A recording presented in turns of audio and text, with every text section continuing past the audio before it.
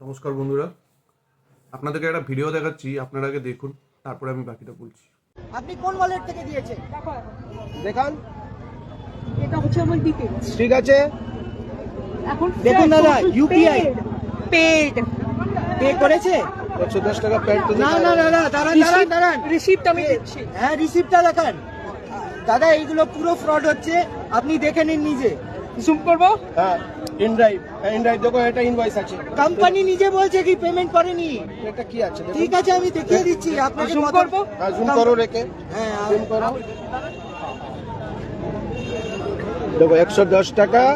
এইটা কোম্পানির ইনভয়েস দাদা, পেমেন্টের রিসিপ্ট দেখাতে বলুন। रिसिप्ट तो दिखाएगा। रिसिप्ट दिखाएगा। এটা তো रिसिप्ट तो नहीं है। इनवॉइस दिखा रही है हमको। आप देखो, चुतिया बना रही है। कहाँ रिसीव है? আপনার ওয়ালেট থেকে कहाँ रिसीव है? কোন দিকে পেমেন্ট করেছে? ফোন পে দোকান না, ফোন পে। ফোন পে, হ্যাঁ তো ফোন পে থেকে দিখাও। ফোন পে কোন কিউআর বললো? আমি তো কিউআরই দেখাইনি। আমি হ্যারাসমেন্টেরও টাকা নেব। এত দাঁড় করিয়ে রেখেছে আমার। अरे बराबर करके हिस्ट्री कोताय আছে না আছে না আছে না তো। हिस्ट्री में तो है नहीं कहाँ कोताय नहीं है नहीं है नहीं है, नहीं है नहीं है हिस्ट्री में नहीं है पेमेंट दिए दो। पेमेंट दी 500 টাকা দিবে। 500 টাকা। अरे 1 घंटा से उसको जल्दी आ रहा भाई। लेट करके आप 110 दीजिएगा हाँ आप আমাদেরকে उसको बढ़ा के दीजिए आप ओ मैडम, ओके आपने बाड़िए टाका दी। एक घंटा बेचारा उसको तो हरेसमेंट के 1 घंटा কোম্পানি থেকে বলছে কি পুলিশকে দেখো। Your account is blocked. দেখো, হ্যাঁ। কোম্পানি থেকে বলছে কি চিটিং বাজ Your আছে। account is blocked, not is there is blocked.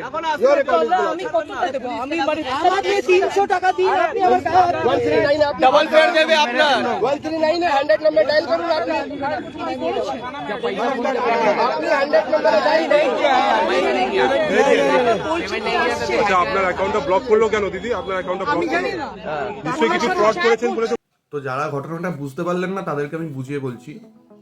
এই যে মহিলাকে আপনারা দেখলেন ভিডিওতে, ইনি কিছুদিন আগে কালিকাপুর থেকে এসপ্ল্যানেড নিউ মার্কেটের জন্য একটা বাইক বুক করে ইনড্রাইভ অ্যাপ থেকে। তো ইনড্রাইভ অ্যাপটা এরকমই একটা অ্যাপ যেখানে আগে থেকে আপনি অনলাইনে পেমেন্ট করে রাখতে পারবেন না। যারা ইনড্রাইভ রেগুলার ইউজ করেন তারা ভালো করে জানবেন, আগে থেকে আপনারা ইনড্রাইভে পেমেন্ট করে রাখতে পারবেন না। আপনাদেরকে নামার পরে হয় ক্যাশ দিতে হবে, নাহলে যেই বাইক রাইডারের বাইকে আপনি যাচ্ছেন তার পার্সোনাল কিউআরে আপনি পেমেন্ট করতে পারবেন অনলাইনে করতে হলে।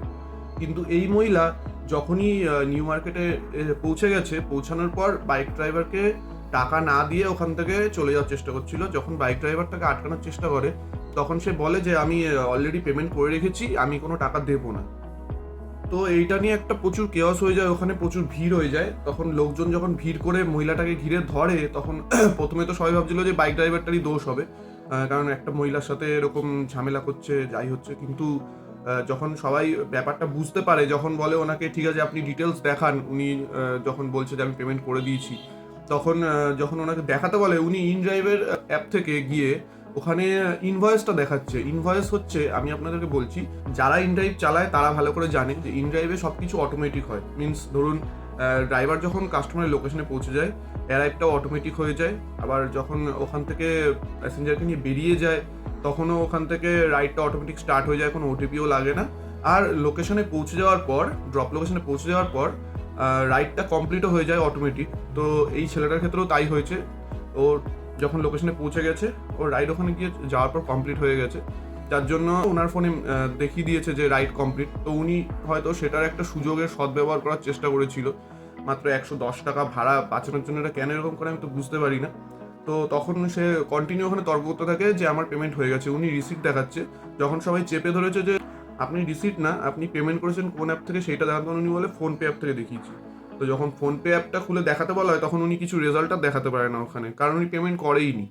তো আলটিমেটলি এত কিছু তর্কাতর্কির মধ্যে যেই ড্রাইভারটার সাথে এরকম হচ্ছিল, সে অলরেডি ইনড্রাইভের অ্যাপে মহিলাটার নামে কমপ্লেন করে দিয়েছিল। তো সেই কারণে ইনড্রাইভের কাস্টমার সাপোর্ট থেকে সেই প্যাসেঞ্জারের আইডিটা ব্লক হয়ে যায়, যেটা আপনারা দেখলেন শেষে যে আইডিটা ব্লক হয়ে গেল। তো অবশেষে যখন এত ভিড় হয়ে গেছে, এত ঝামেলার পরে মহিলাটা হয়তো ছেলেটাকে পেমেন্ট করে দিয়েছে যতটুকু বুঝলাম, কিন্তু ব্যাপারটা একটু ডিটেলসে জানলাম যে এখানকার লোকেরা বলছিল যে এই মহিলাটা নাকি এর আগেও এরকম করেছে 2-3 জনের সাথে, এটা মানে ওনার রোজকার স্বভাবের মধ্যে পড়ে।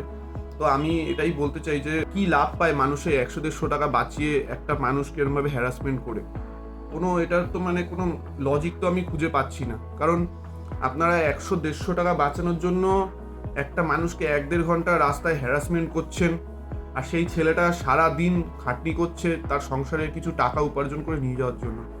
আপনারা এটা একবারও ভাবছেন না যে ওর 1-1.5 ঘন্টা এই লসের জন্য ওর সারাদিনের যে টার্গেটটা থাকে সেই টার্গেটটা নষ্ট হয়ে যায়।